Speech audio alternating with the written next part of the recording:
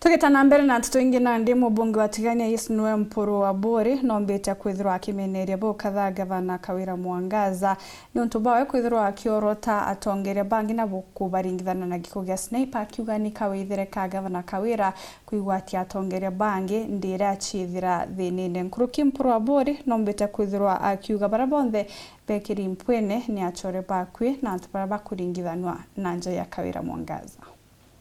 Inya Kawira Mwangaza watumira bilioni okiakolo inakana kara na kachiane kirwororo okiakolo edakana kara na kawatene kirwororo okiakolo achiari bakana kara batikoroloiko na wankwenda kwera mutonyukwe na waterwe aikamiti pie woku na waterwe aikamiti pio Mporo ari areko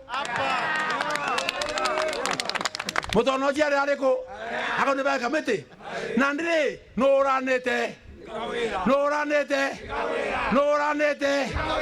no namba 1 aki akwithira wote wati mutonyo kwate wati biye okwate wati para na baba endene mutonyo kwendene mutonyo kwendene pio kwendene ngurupu kwende nderebo kwendene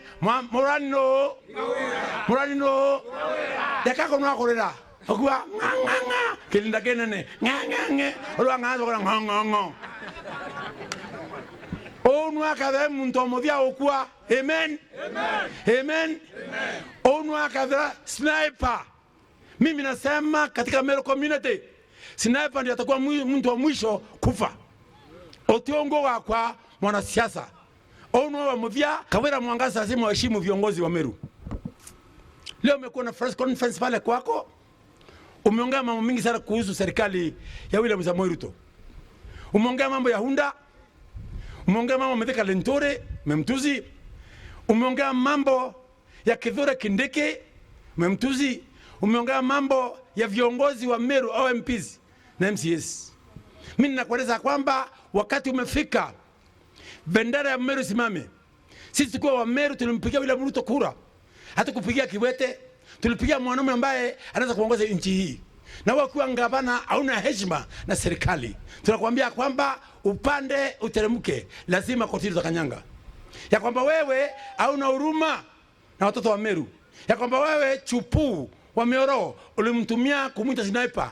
Wakati ameweka pengu umemweka kando. Ndipo tunasema kwamba sisi wa Meru tunaenda kuandaa maandamano ya kikatili kuondoa wewe katika ile kiti hapo.